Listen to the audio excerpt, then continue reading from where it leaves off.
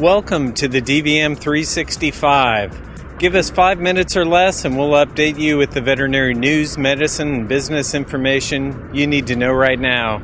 I'm Dan Verdon, editor of DVM News Magazine. This edition of The 5 is reporting from CVC Kansas City. Today we'll get an update on the show, hear tips from the floor, and learn about ways to protect you and your practice when it comes to the use and storage of controlled substances. First up, the news. CVC Kansas City opened on August 28th, and according to conference organizers, attendance has been healthy. We've had a lot of activity and excitement going on in this building, says Peggy Shandy Lane, Director of Conventions, Meetings, and Events for CVC. The convention hosted thousands of veterinary professionals, including doctors, technicians, and other staff. Pre-convention offerings included the Hospital Design Conference, Managers Retreat, Progress and Practice Seminars, and First Line Live. Now in its 22nd year, CVC boasts 700 plus hours of seminars, labs, workshops, connecting veterinarians and their teams with some 350 exhibiting animal health companies. Talks were delivered featuring everything from legal pitfalls to managing problem behavior cases. In Nashville, star Sarah Evans took the stage in Municipal Auditorium last night in a concert sponsored by Hill's Pet Nutrition and Bear Animal Health. Of all the regulatory issues veterinarians face, the use and storage of controlled substances can be the most contentious. Record keeping for legend drugs is important, but the ones that'll really get you into trouble are controlled substances, says Greg Dennis, a veterinary lawyer with Kent T. Perry and Company.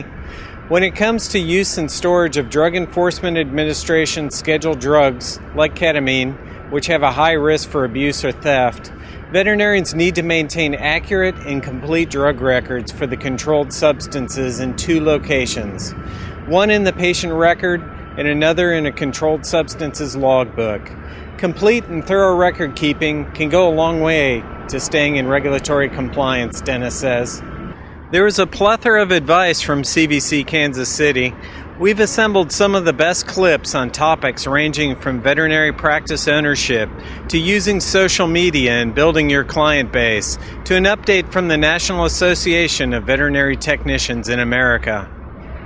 Just attended an advisory board meeting for veterinary economics, and we were talking about a lot of different issues that are facing the veterinary profession.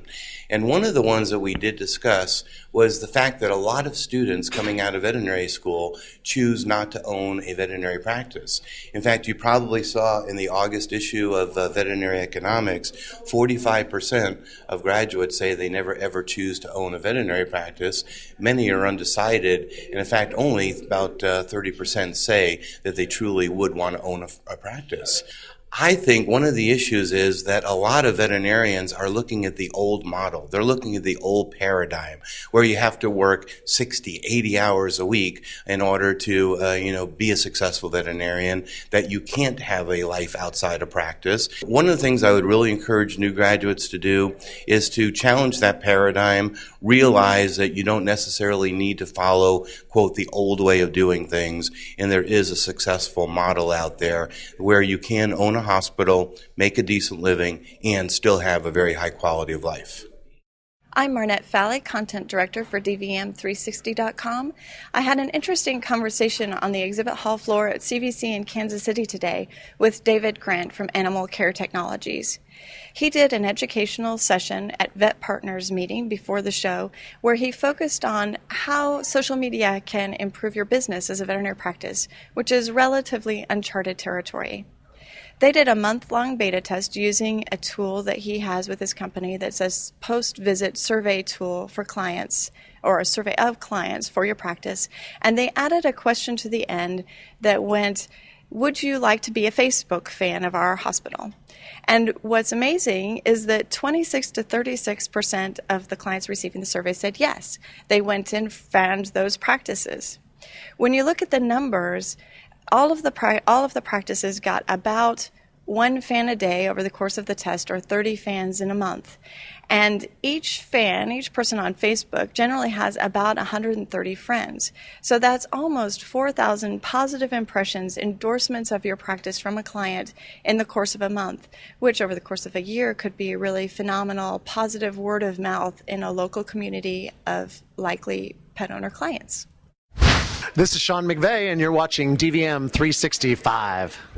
Hi, I'm Carrie Hiller-Johnson, editor of First Line Magazine, and I'm here with Cheryl Ann Giesecke, past president of NAVTA. And Cheryl Ann, I wanted to talk to you today about the increase in veterinary technician specialties and why you think that's happening. I think that more and more technicians are finding that this isn't just a job anymore, it's a career, a profession, and that in order to take advantage of the time that they've been in this profession, they have developed a skill set that lends itself to specialty practice. And if technicians who are credentialed want to find out more about becoming a technician specialist, what can they do to get more information or to learn more about? Yeah, each academy has their own website. The NAVTA website, navta.net, has a link to all of those different websites. So you can go to one spot and find all the different links. Great. And then another development that's been coming up recently is your hope to establish a credentialed veterinary assistant. And I wonder if you could just give us an update on where that is.